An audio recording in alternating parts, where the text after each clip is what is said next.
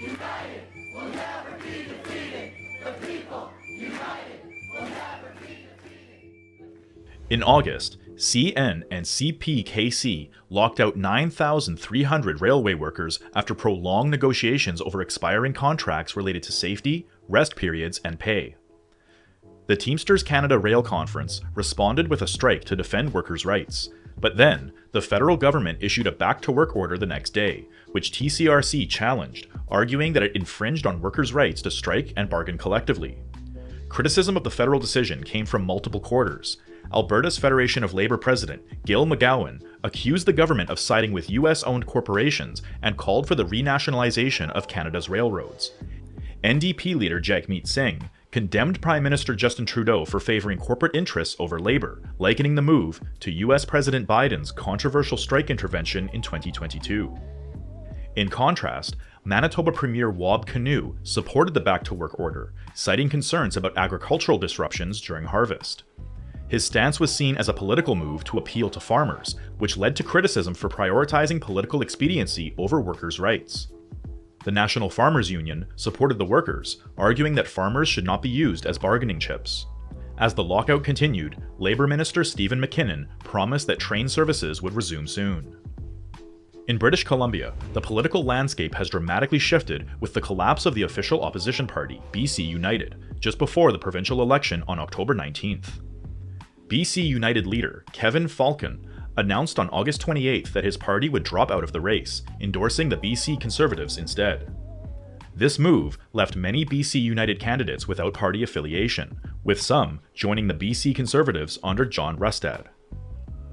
The realignment reflects BC's historical pattern of political dynamics, where the NDP often succeeds when right-wing votes are split. Historically, BC's political scene has seen various coalitions and parties unite to challenge the NDP, such as the Non-Partisan Alliance and the Social Credit Party, which successfully countered the CCF-NDP in the past. Falcon's attempt to rebrand BC United as a unified, moderate alternative failed, leading to confusion and a shift in voter support towards the more radical BC Conservatives. The Conservative Party, now energized and gaining momentum, is closely linked with right-wing populism, which contrasts sharply with the NDP's recent centrist policies and sluggish progress on reform. Amidst this turmoil, the BC Communist Party is running a progressive campaign with a comprehensive platform, contrasting sharply with the increasingly reactionary right-wing alternatives. The upcoming election is likely to be contentious, reflecting the volatile nature of BC politics. A recent report by CUPE's Ontario Council of Hospital Unions highlights the deepening crisis in Ontario's healthcare system. According to the report, the province's hospital capacity crisis is expected to worsen due to inadequate government funding, which is insufficient even to maintain current service levels. By 2032, Ontario could face a shortfall of 13,800 hospital beds and over 80,000 staff, and the government would need to increase annual funding by $2 billion to sustain existing services. Since the Ford Conservatives took office in 2018, the number of patients receiving hallway healthcare, treatment in non-traditional spaces like hallways, has risen by 25%. Despite Ford's 2018 promise to end hallway healthcare, the issue persists, compounded by a 20% increase in long-term waitlists since 2018. Average wait times for hospital admissions have increased by nearly 7% since June 2023, and staffing shortages are severe, with over 22,000 hospital jobs unfulfilled. The Ontario Communist Party argues that these issues are linked to Ford's push for privatization, which exacerbates underfunding and staffing problems. Critics argue that privatization not only raises cost, but diminishes healthcare quality and access. Announced 2 new Senate appointments for the Prairie Provinces. For Saskatchewan, Tracy Mugley, a hospital executive and former Liberal candidate, was appointed, raising concerns about her independence. The more contentious appointment was Charles Adler from Manitoba. Adler, a right-wing media personality and former Conservative supporter, has been a vocal critic of the left and a proponent of free market ideology. Despite his recent efforts to appear moderate and his support for Trudeau, Adler's history includes controversial and inflammatory remarks, particularly towards Indigenous people. The Assembly of Manitoba Chiefs condemned Adler's appointment, citing his history of racist comments and opposition to Indigenous rights. Adler's past includes derogatory statements about Indigenous communities and his self-proclaimed alignment with conservative values that clash with the progressive goals of the Senate. This has sparked concerns about his suitability for the role, given the Senate's power to influence legislation affecting marginalized groups. Critics argue that Adler's appointment reflects a broader issue with the Senate, which is seen by many as an outdated institution. The Communist Party of Canada advocates for replacing the Senate with a more representative body, but despite all calls for reform, the Senate remains largely unchanged. On August 29th, about 60 protesters gathered outside a General Dynamics Quebec facility to condemn its $83 million contract to supply high-explosive mortar cartridges to Israel. This deal has drawn criticism for its role in furthering what protesters describe as Israel's genocide against Palestinians. The protesters, representing a coalition of union workers, peace activists, and local advocacy groups, denounced Canada's hypocrisy in continuing to fund and support Israel despite its alleged war crimes and violations of international law. The controversy intensified after a report revealed that the Quebec-based plant was involved in a potential $61 million US sale of explosive weapons to Israel, approved by the US Secretary of State, Anthony Blinken. Protesters argued that while Canada claims to only permit non-lethal equipment, it effectively launders arms through the US, enabling Canada to profit from and be complicit in these sales. Protesters accused General Dynamics of being a terrorist arming company and criticized the Canadian government for misleading the public about its arms trade practices. They called for an arms embargo and an immediate ceasefire, reflecting growing resistance to Canada's role in the conflict. In early September, Service Nova Scotia Minister Colton LeBlanc proposed extending the 5% rent cap until 2027. CUPE Nova Scotia, while acknowledging the extension's importance, criticized the Conservative government under Tim Houston for prioritizing landlord interests over tenant needs. CUPE President Nan McFadden condemned the new legislation for making eviction easier, reducing the notice period from 15 to 3 days for non-payment, and expanding grounds for eviction to include repeated late payments. McFadden argued that these changes do not address the root issues of skyrocketing rents and housing shortages. In addition, CUPE highlighted that fixed-term leases and rent evictions continue to bypass the rent cap, contributing to significant rent hikes. The union is frustrated with the government's insufficient measures, including a costly but ineffective housing app, and demands more substantial action to address the housing crisis in Nova Scotia.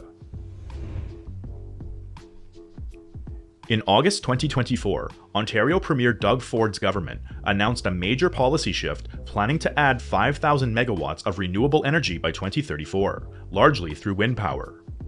This move reverses Ford's 2018 decision to cancel over 750 renewable energy projects, including wind farms, which he had previously criticized. The new wind energy push faces significant opposition.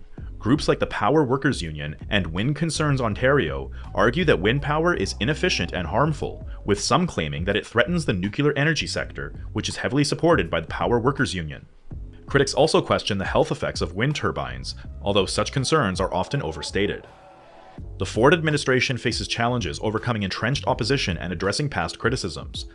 While Ford has pledged to not impose wind projects without municipal consent, reversing the decisions of 155 municipalities that rejected wind projects remains uncertain.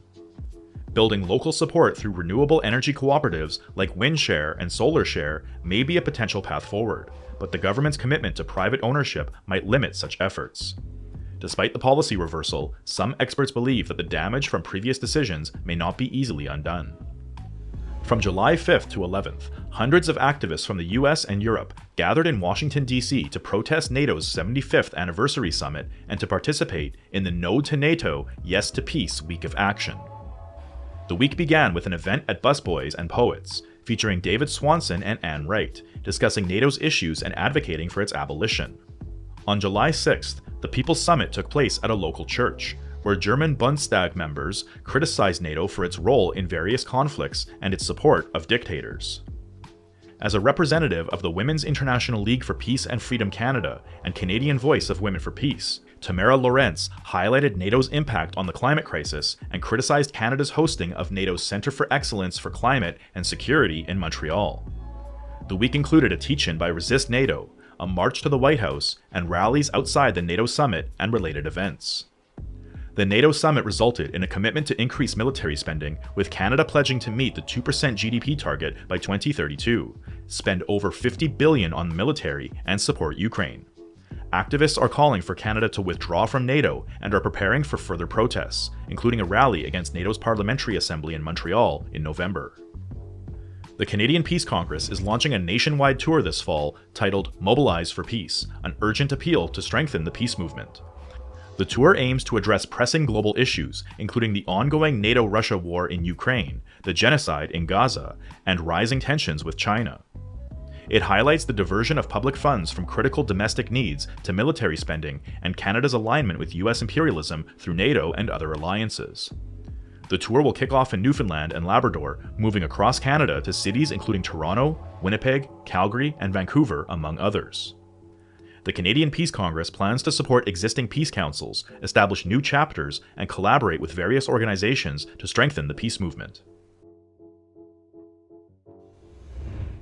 September 30th is Orange Shirt Day, also known as the National Day for Truth and Reconciliation, dedicated to recognizing the legacy of residential schools and the need for reconciliation. The First Nations Child and Family Caring Society describes the day as an opportunity for education, reflection, truth-telling, and action based on the 94 calls to action from the Truth and Reconciliation Commission. Despite being observed since 2013 and officially recognized as a statutory holiday for federal workers in 2021, it is criticized for not addressing the deep-seated issues resulting from residential schools. A key issue highlighted by the Caring Society is the Canadian government's non-compliance with orders from the Canadian Human Rights Tribunal related to Jordan's Principle. The principle aims to ensure that First Nations children receive equitable access to public services without delay. The Caring Society has raised concerns about the government's failure to adhere to the tribunal orders and address discrepancies in service provision.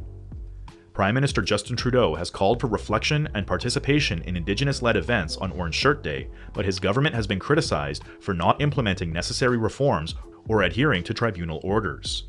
The ongoing failure to address these issues underscores the need for continued advocacy and action for Indigenous justice. That's all for now. If you're interested in strengthening working-class press here in Canada, consider lending your support to the People's Voice Fund Drive at pvonline.ca/donate.